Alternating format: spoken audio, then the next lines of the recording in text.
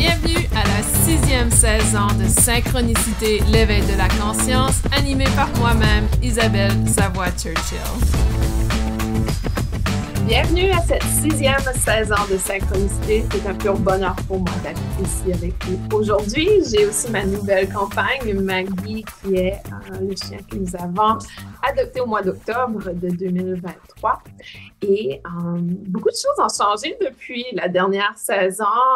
Beaucoup de choses se sont mises en place. Je sais que la dernière fois, je crois que c'était au mois de juin 2023, à ce moment-là, j'étais en route pour la France. Je crois que mon dernier épisode était juste avant que je parte en France.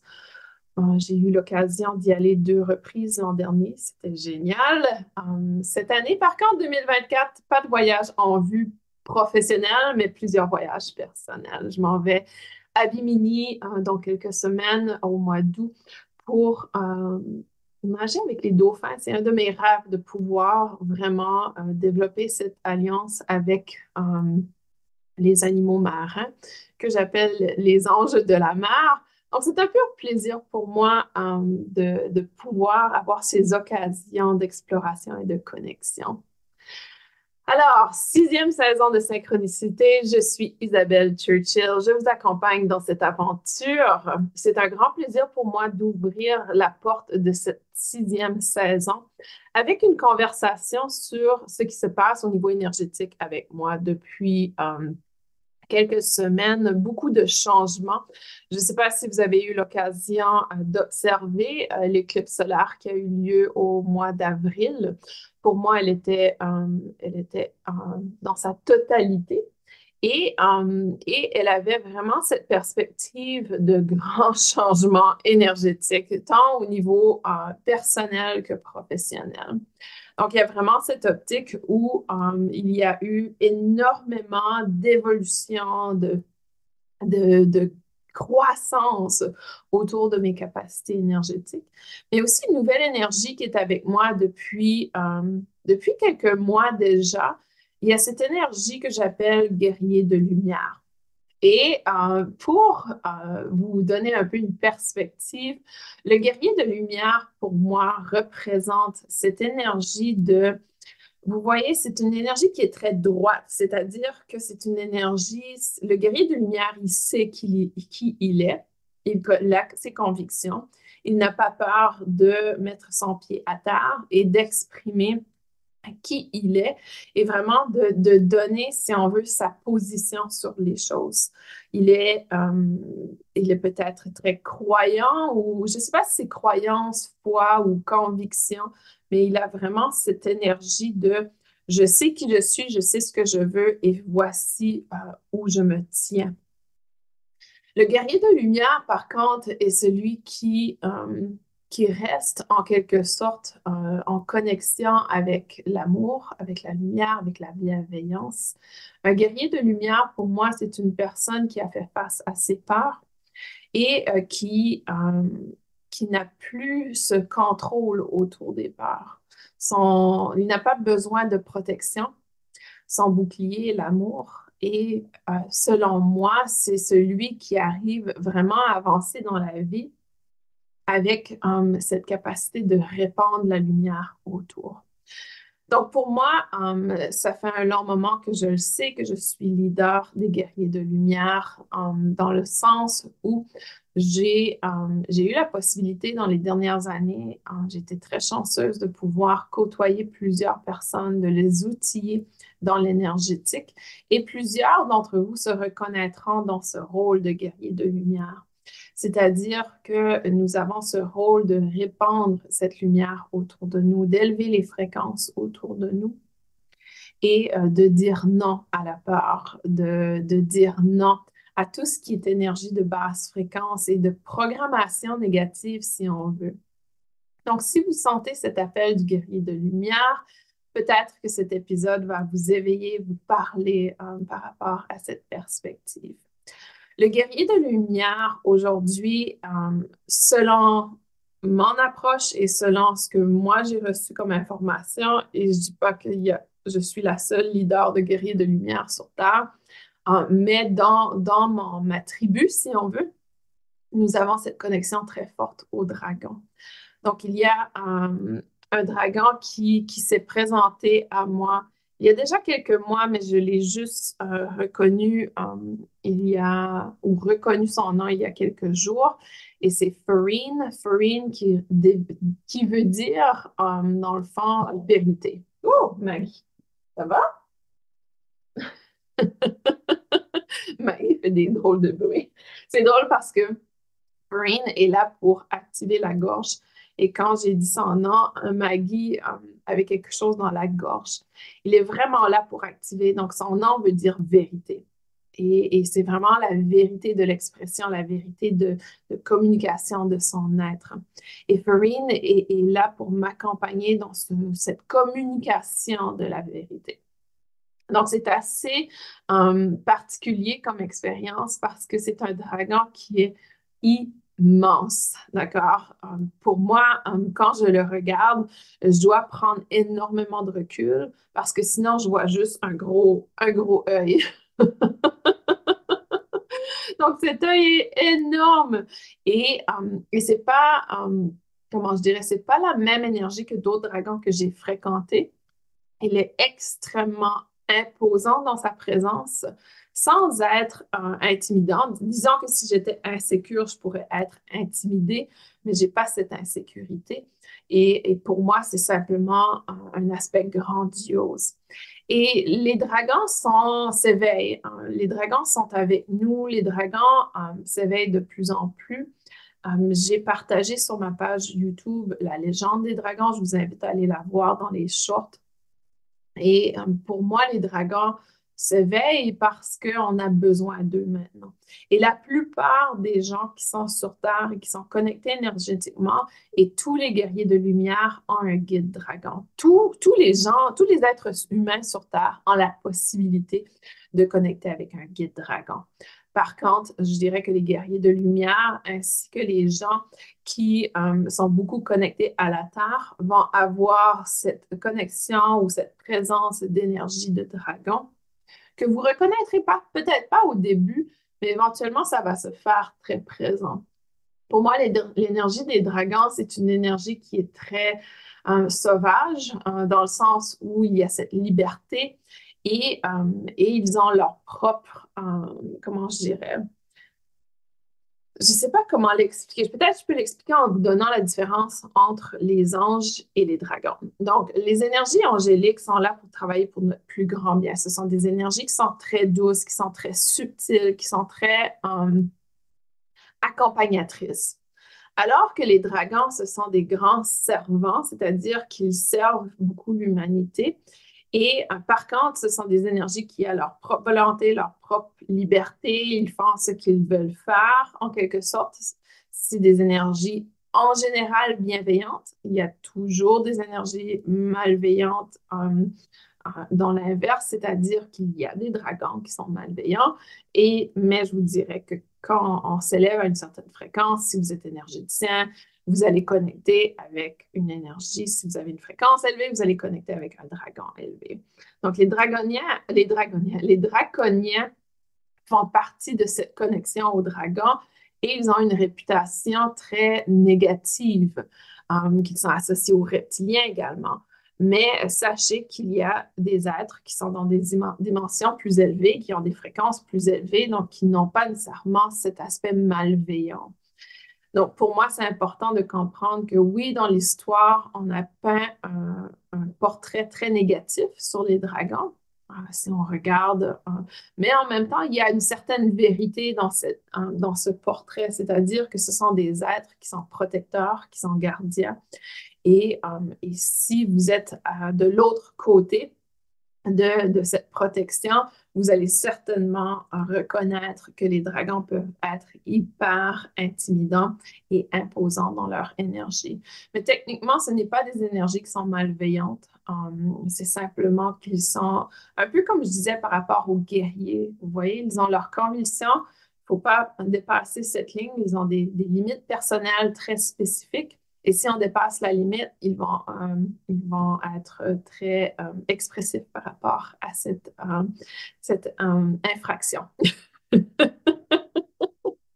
Donc, là est la différence, si on veut, avec le royaume angélique. Les dragons sont très, euh, par exemple, si j'ai besoin d'une protection immédiate, disons que je ne me sens pas en mesure, souvent quand je suis malade, par exemple, je ne me sens pas en mesure d'élever ma fréquence ou je suis un peu vulnérable dans mon énergie, je vais simplement demander à mes dragons de me protéger. Si je suis dans un espace nouveau, des fois ça m'arrive d'être dans un espace nouveau et il y a comme une énergie de peur à l'intérieur de moi, pour une raison ou une autre, je demande à mes dragons d'être avec moi. Donc les dragons sont des protections, des boucliers protecteurs très puissants. Donc, c'est rare que j'ai besoin de protection parce que normalement, j'ai une vibration assez élevée. Donc, pour moi, l'amour est la meilleure protection qu'on peut avoir. Mais quand j'en ai besoin, je fais appel à mes dragons. Et ils sont très imposants dans leur énergie. Pour moi, je sais que rien ne peut m'atteindre. Ou si, par exemple, j'ai oublié de barrer ma voiture, je demande à mes dragons d'entourer ma voiture et de la protéger. Donc, ce sont des êtres, des guides très utiles. Et je dis toujours aux gens, quand on travaille avec les dragons, il faut y faire hyper attention à ce qu'on leur demande parce que ce sont des servants de l'humanité. C'est-à-dire que si on leur demande quelque chose, ils vont l'apporter, peu importe si c'est pour notre plus grand bien ou pas. Alors qu'avec les guides angéliques, eux, ils vont nous apporter au bon moment quand c'est pour notre plus grand bien.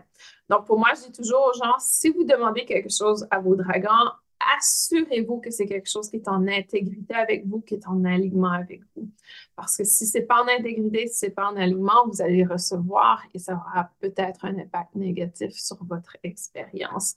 Comme par exemple, disons que vous voulez un emploi absolument, et que vous demandez à vos dragons de manifester cet emploi, même si ce n'est pas pour vous, vous allez avoir l'emploi, vous allez commencer, vous allez dire, ah, je déteste cet emploi. Mais vous avez demandé pour, donc vous l'avez reçu. Donc, pour moi, c'est hyper important d'utiliser nos dragons avec une sagesse. Et ça, c'est une autre perspective. Et si les dragons se sentent utilisés par vous, ils vont se dissiper, c'est-à-dire qu'ils ne seront plus nécessairement accessibles pour vous. Donc, les dragons, comme je l'indique, ce sont des êtres qui ont leur propre volonté, leur propre conscience et ils travaillent en synergie avec vous dans la bienveillance et l'amour. Mais si vous avez simplement cette idée d'utiliser votre dragon pour vos biens égoïques, à ce moment-là, le dragon va se dissiper très rapidement. Donc, pour lui, le dragon ne fera jamais sa présence entière si la personne n'est pas éveillée spirituellement. Donc, c'est pour ça que je lance justement le masterclass qui va commencer le 12 juin. Si ça vous intéresse, allez voir sur formation.isabellestrutchild.com. Je le passerai en lien dans la description de ce podcast. Mais c'est hyper important que vous fassiez un certain travail spirituel pour pouvoir vous unir, avoir une synergie avec votre dragon. Donc, pour moi, le dragon est un être hyper intelligent et très conscient, qui a une conscience très, très développée et qui est très évoluée également. Il a sa propre volonté, donc il va vraiment choisir de travailler avec vous ou pas, dépendamment où vous en êtes dans votre évolution spirituelle. Et encore une fois, il y a des dragons qui ont des fréquences moins élevées. Donc, si vous dites, ah, mais il y a cette personne que elle ne me parle pas du tout au niveau énergétique, elle n'est pas vraiment dans la bienveillance, mais elle dit qu'elle travaille avec les dragons, ça veut dire qu'elle attire des dragons à sa fréquence. Donc, pour moi, ça ne me surprend pas. Il y a des dragons qui vibrent à une fréquence plus basse. Et c'est certain, mais c'est quand même assez rare. Donc, tout ça pour dire que dans les dernières semaines, il y a vraiment beaucoup d'énergie pour moi, autour de moi, qui est de ce guerrier de lumière, des dragons et de l'éveil des dragons. Et pour moi, ce que ça dit, cet éveil d'énergie, justement, on vient de passer le portail d'Aldébaran. Aldébaran est cette étoile dans la constellation du Taureau qui représente l'énergie masculine et qui représente ce guerrier, cette énergie de guerrier. Et on vient juste de passer le portail, les membres du portail énergétique, on a eu cette magnifique activation avec cette étoile qui nous permet maintenant d'avancer et d'évoluer avec détermination, motivation, conviction de qui on est. Donc, il y a vraiment cette énergie qui est accessible pour nous. Et au niveau de cette évolution, pour moi, c'est très clair que de plus en plus d'entre vous vont s'éveiller à cet aspect de guerrier de lumière. Même si c'est pas clair mentalement, qu'est-ce que ça veut dire, c'est clair dans le cœur, on le ressent à l'intérieur de nous, on s'éveille. Et le guerrier de lumière, justement, je vais développer le portail énergétique, va devenir le portail des guerriers de lumière. Il va avoir des outils, on va se rencontrer mensuellement pour discuter justement de ce rôle du guerrier de lumière et aussi pour peut-être activer des idées, des pensées, les énergies à l'intérieur de nous pour pouvoir avancer dans ce rôle et dans cette mission que l'on a et clarifier justement la mission et où on se dirige par rapport à ce travail, mais aussi évoluer en tant que à travaillant dans la lumière avec les énergies des dragons, avec les énergies qui nous entourent. Donc pour moi, le guerrier de lumière a une épée de souveraineté et c'est aussi d'élever cette épée de souveraineté, de pouvoir être vraiment souverain dans nos décisions, dans notre présence, dans nos actions. Donc ça, c'est hyper important. Cette souveraineté est quelque chose que l'humanité a perdu de par la façon que nos sociétés sont construites, de par comment nos gouvernements ont fait de nous des êtres très dépendants. Aux États-Unis, c'est pas si mal, mais des pays comme la France, le Canada, où les gens sont hyper dépendants des programmes gouvernementaux, des programmes sociaux. Et à ce moment-là, on tombe dans une mentalité de la victime. Donc, le guerrier n'a définitivement pas la mentalité de la victime. Le guerrier a peut-être certaines souffrances, mais ces souffrances il ne s'identifie pas selon ses souffrances et ses maladies et elles ne font pas de lui une personne qui n'arrive pas à rayonner. Et je crois que ça, c'est important de réaliser que même si dans notre corps physique, on a la maladie ou de la souffrance, que ça ne nous définit pas en termes de notre fréquence énergétique. On peut toujours modifier notre fréquence énergétique, même si on a un certain détriment physique ou mental. Donc ça, c'est quelque chose qui évolue énormément en ce moment, qui est très présent énergétiquement et qui a un gros impact autour de nous. Il y a vraiment cette perspective d'éveil et vous voyez, mon armée, si on veut, de guerriers de lumière se construit déjà plusieurs années, mais là, c'est comme si elle est active. On vient l'activer maintenant. Pas que nous sommes en guerre nécessairement, mais il y a certainement des conflits sur Terre. Et au niveau de ces conflits, comment pouvons-nous être des phares, des piliers de lumière pour éclairer d'autres personnes et les inviter à se joindre à nous? Ça me fait un peu penser, vous voyez, à toute cette histoire de dragons et dans la série de Game of Thrones, on sait que il y a cette dame qui est associée au dragon qui vient libérer les esclaves. Donc, en quelque sorte, c'est cette perspective où on vient faire face au conflit et dire aux autres, vous n'avez pas besoin de rester dans la souffrance. Vous pouvez vous joindre aux guerriers de lumière et devenir vous-même un phare et une lumière pour les autres. C'est certain que le concept est très différent. C'est énergétique. Je ne suis pas littéralement en train de construire une armée. Mais c'est dans l'aspect ou la perspective que nous sommes là pour pouvoir montrer qu'il y a une autre façon d'exister sur Terre. Il y a une façon beaucoup plus paisible, une façon beaucoup plus douce d'exister sur Terre et de vivre. Donc, dans cette façon, je vous invite à explorer à l'intérieur de vous si c'est quelque chose qui vous parle, qui vous intéresse. Donc, en plus d'évoluer dans cette perspective du guerrier de lumière, cet aspect du dragon, dans les derniers mois, pour moi, il y a un sujet, et ce sera un sujet que nous aborderons au prochain épisode plus en détail, mais il y a cette perspective du chaman qui s'éveille énormément en moi. Il y a déjà plusieurs années que j'ai commencé mon cheminement en chamanisme, mais pour moi, l'aspect chamanique en moi, premièrement, c'est quelque chose qui a toujours existé. Ce n'est pas quelque chose qui a pris naissance à un certain moment dans mon cheminement, mais plutôt c'est quelque chose que j'ai peut-être pris conscience dans mon cheminement. Et je vous dirais que dans le dernier mois, il y a quelque chose qui se passe, et peut-être un peu plus d'un mois. Dans la dernière année même, il y a vraiment cette perspective du chaman qui est de plus en plus présent. Beaucoup de gens ont pratiqué peut-être le chamanisme ou emprunté la voie du chamanisme au travers par curiosité, alors que pour moi, ça a été vraiment un parcours très personnel. C'est quelque chose que je n'ai pas nécessairement apporté dans le domaine public.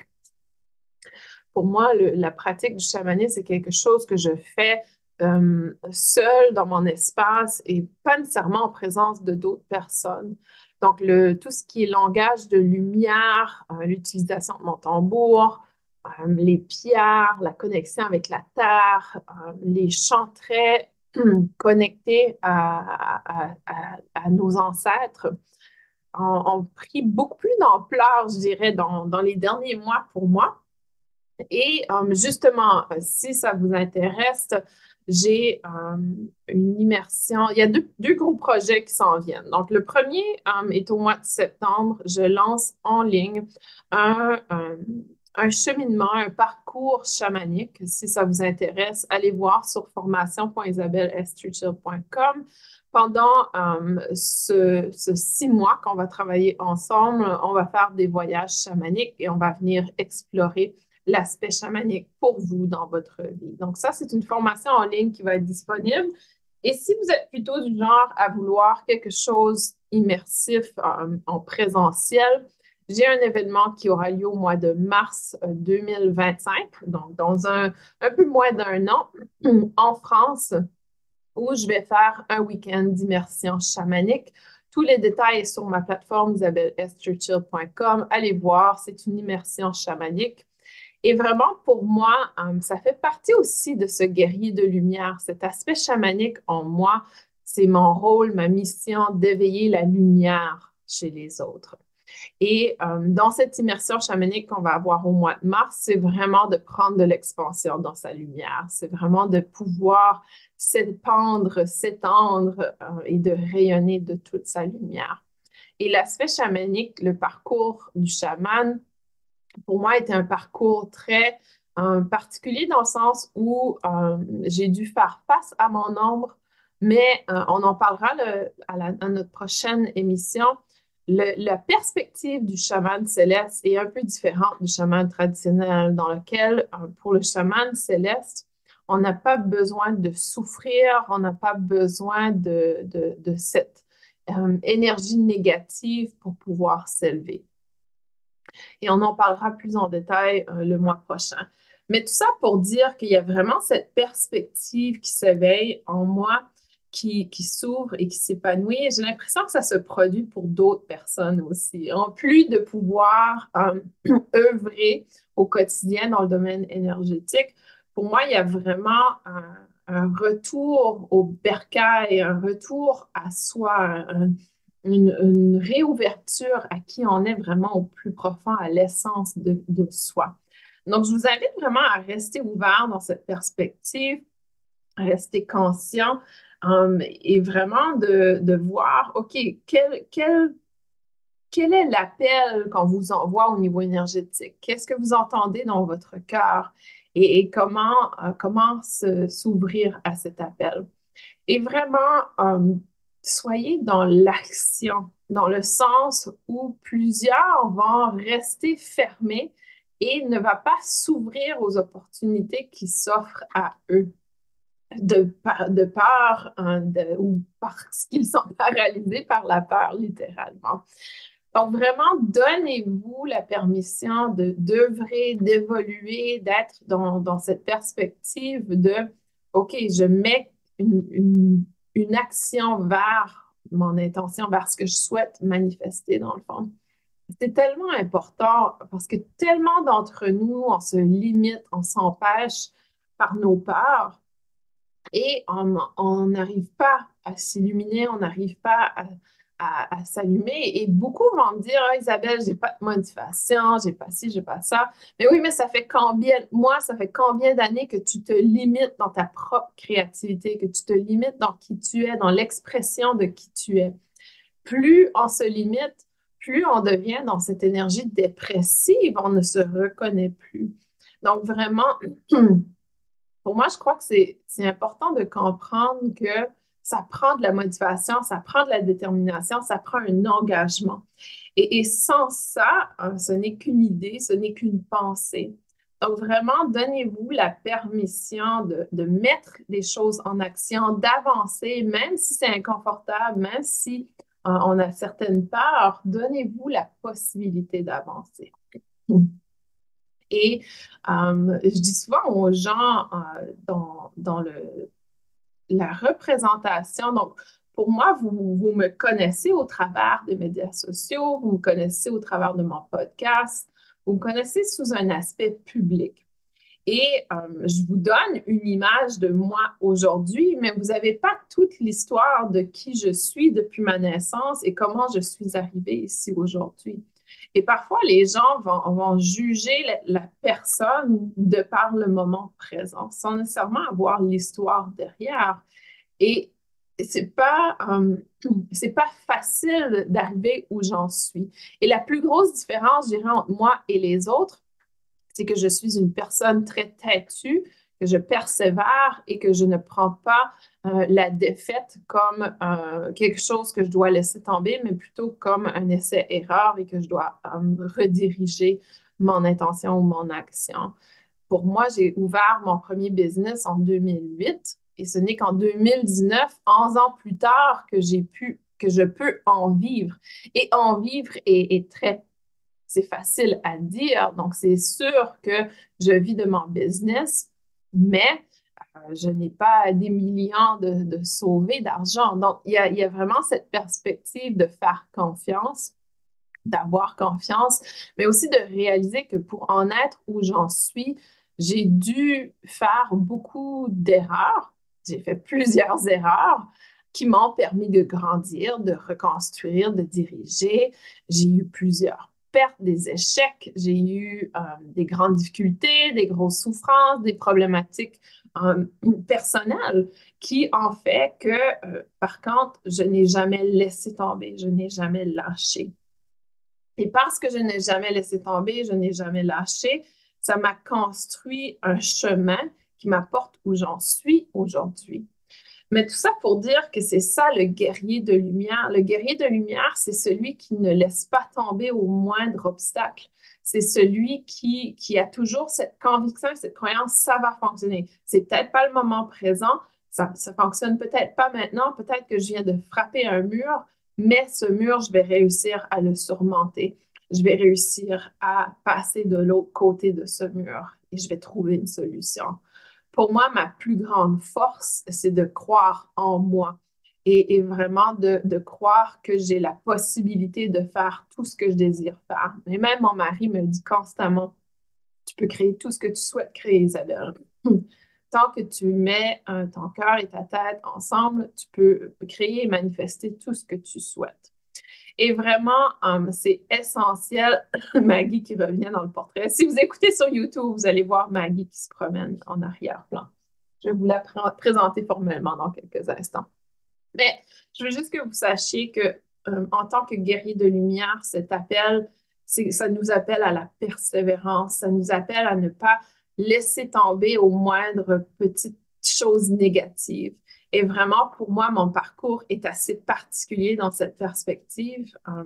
J'ai changé d'emploi tous les ans jusqu'à temps que j'ai eu presque 40 ans. Donc, vraiment, il y a cette perspective que c'est hyper important de persévérer en tant que guerrier de lumière, en tant que personne qui œuvre dans l'énergétique, parce que c'est ça l'énergie. Chaque minute, chaque seconde est une décision.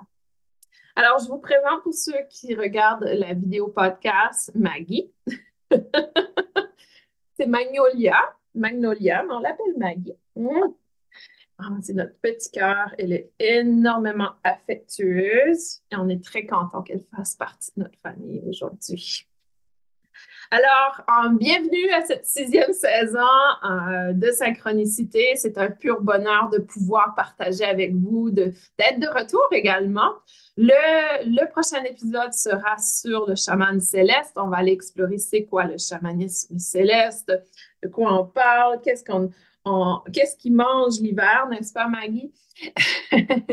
Et entre-temps, je vous souhaite une magnifique semaine. N'oubliez pas, je crois que la thématique de ce podcast, c'est la persévérance, c'est de rayonner sa lumière et d'entrer dans cette nouvelle énergie du guerrier de lumière qui est avec nous pour y rester pour un long moment et vraiment qui va nous permettre de pouvoir répandre cette lumière sur Terre.